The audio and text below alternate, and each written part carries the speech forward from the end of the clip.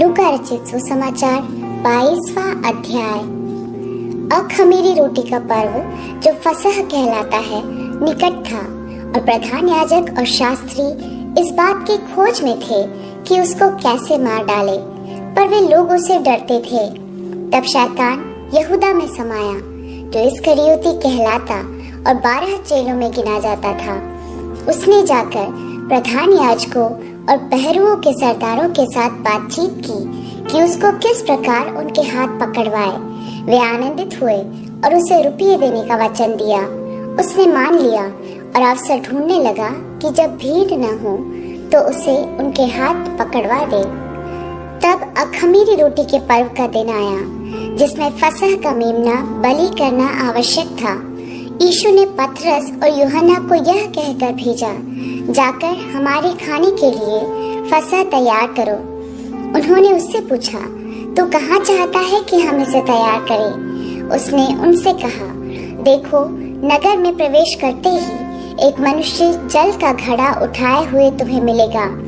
जिस घर में वह जाए तुम उसके पीछे चले जाना और उस घर के स्वामी से कहना, गुरु तुझसे कहता है कि वह पाहुनशाला कहाँ है जिसमें मैं अपने चेलों के साथ फसह खाऊं।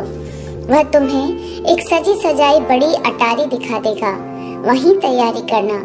उन्होंने जाकर जैसा उसने कहा था वैसा ही पाया और फसह तैयार किया। जब घड़ी आ पहुंची तो वह प्रेरितों के साथ भोजन करने बैठा और उसने उनसे कहा, मुझे बड़ी लालसा थी कि दुख भोगने से पहले यह फसह तुम्हारे साथ खाऊं, क्योंकि मैं तुमसे कहता हूँ कि जब तक वह परमेश्वर के राज्य में पूरा न हो तब तक मैं उसे कभी न खाऊंगा। तब उसने कटोरा लेकर धन्यवाद किया और कहा, इसको लो और आपस में बांट लो, क्योंकि मैं तुमसे कहता हूँ कि जब तक परमेश्वर का राज्य न आए तब तक मैं दाख का रस अब से कभी न पीऊंगा। फिर उसने रोटी ली और धन्यवाद करके तोड़ी और उनको यह कहते हुए दी, यह मेरी देह है जो तुम्हारे लिए दी जाती है। मेरे स्मरण के लिए यही किया करो। इसी रीति से उसने भोजन के बाद कटोरा भी यह कहते हुए दिया, यह कटोरा मेरे उस लहू में जो तुम्हारे लिए बहाया जाता है नई वाचा है। पर देखो, मेरे पकड़वाने वाले का हाथ मेरे साथ मेज पर है, क्योंकि मनुष्य का पुत्र तो जैसा उसके लिए ठहराया गया जाता ही है, पर हाय उस मनुष्य पर जिसके द्वारा वह पकड़वाया जाता है। तब वे आपस में पूछताछ करने लगे कि हम में से कौन है जो यह काम करेगा। उनमें यह वाद विवाद भी हुआ कि उनमें से कौन बड़ा समझा जाता है। उसने उनसे कहा, अन्य जातियों के राजा उन पर प्रभुता करते हैं और जो उन पर अधिकार रखते हैं वे उपकारक कहलाते हैं, परंतु तुम ऐसे न होना, वरन जो तुम्हें बड़ा है वह छोटे के समान और जो प्रधान है वह सेवक के समान बने। क्योंकि बड़ा कौन है, वह जो भोजन पर बैठा है या वह जो सेवा करता है? क्या वह नहीं जो भोजन पर बैठा है? परंतु मैं तुम्हारे बीच में सेवक के समान हूँ। तुम वह हो जो मेरी परीक्षाओं में लगातार मेरे साथ रहे, और जैसे मेरे पिता ने मेरे लिए एक राज्य ठहराया है वैसे ही मैं भी तुम्हारे लिए ठहराता हूँ, ताकि तुम मेरे राज्य में मेरी मेज पर खाओ पियो, वरन सिंहासनों पर बैठकर इज़राइल के 12 गोत्रों का न्याय करो। शमौन, हे शमौन, देख, शैतान ने तुम लोगों को मांग लिया है कि गेहूं के समान फटके, परंतु मैंने तेरे लिए विनती की कि तेरा विश्वास जाता न रहे, और जब तू फिरे तो अपने भाइयों को स्थिर करना। उसने उससे कहा, हे प्रभु, मैं तेरे साथ बंदी गृह जाने वरन मरने को भी तैयार हूँ। उसने कहा, हे पतरस, मैं तुझसे कहता हूँ कि आज मुर्ग मांग न देगा जब तक तू 3 बार मेरा इनकार न कर लेगा कि तू मुझे नहीं जानता। फिर उसने उनसे कहा, जब मैंने तुम्हें बटुए और झोली और जूते बिना भेजा था तो क्या तुमको किसी वस्तु की घटी हुई थी? उन्होंने कहा, किसी वस्तु की नहीं। उसने उनसे कहा, परंतु अब जिसके पास बटुआ हो वह उसे ले, और वैसे ही झोली भी, और जिसके पास तलवार न हो वह अपने कपड़े बेचकर एक मोल ले, क्योंकि मैं तुमसे कहता हूँ कि यह जो लिखा है वह अपराधियों के साथ गिना गया। उस काम मुझ में पूरा होना अवश्य है, क्योंकि मेरे विषय में लिखी बातें पूरी होने पर हैं। उन्होंने कहा, हे प्रभु देख, यहाँ 2 तलवारें हैं। उसने उनसे कहा, बहुत हैं। तब वह बाहर निकलकर अपनी रीति के अनुसार जैतून के पहाड़ पर गया और चेले उसके पीछे हो लिए। उस जगह पहुंचकर उसने उनसे कहा, प्रार्थना करो कि तुम परीक्षा में न पड़ो। और वह आप उनसे अलग एक ठेला फेंकने की दूरी भर गया और घुटने टेक कर प्रार्थना करने लगा, हे पिता, यदि तू चाहे तो इस कटोरे को मेरे पास से हटा ले, तो भी मेरी नहीं परंतु तेरी ही इच्छा पूरी हो।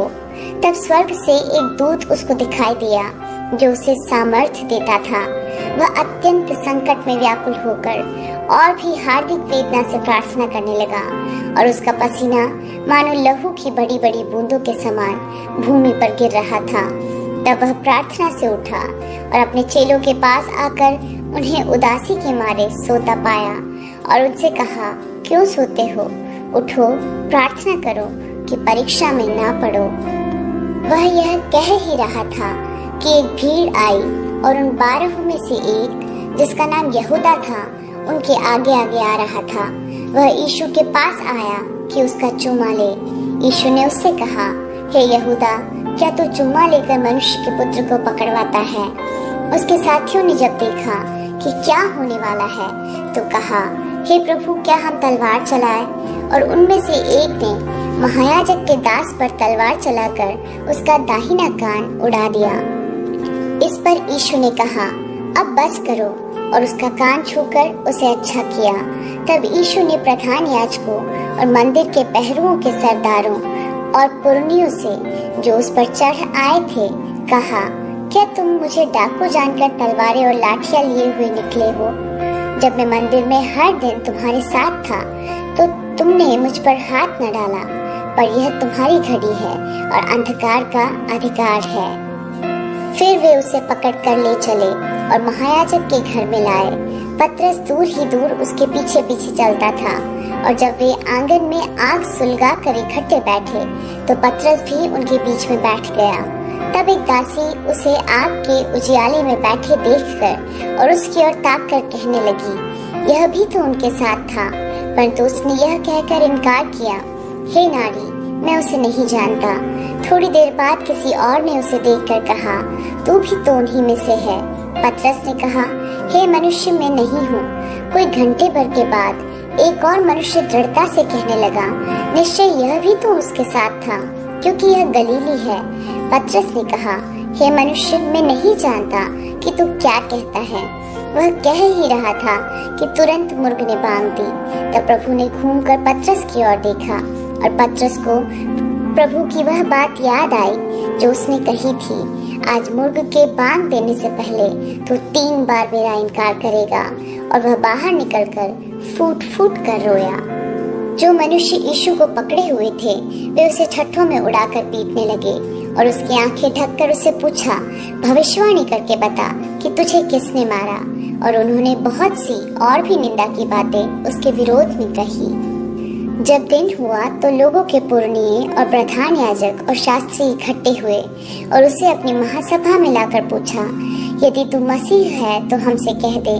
उसने उनसे कहा, यदि मैं तुमसे कहूँ तो प्रतीति न करोगे, और यदि पूछूं तो उत्तर न दोगे।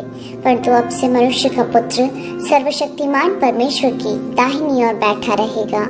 इस पर सबने कहा, तो क्या तू परमेश्वर का पुत्र है? उसने उनसे कहा, तुम आप ही कहते हो, क्योंकि मैं हूँ। तब उन्होंने कहा, अब हमें गवाही की क्या आवश्यकता है, क्योंकि हमने आप ही उसके मुंह से सुन लिया है।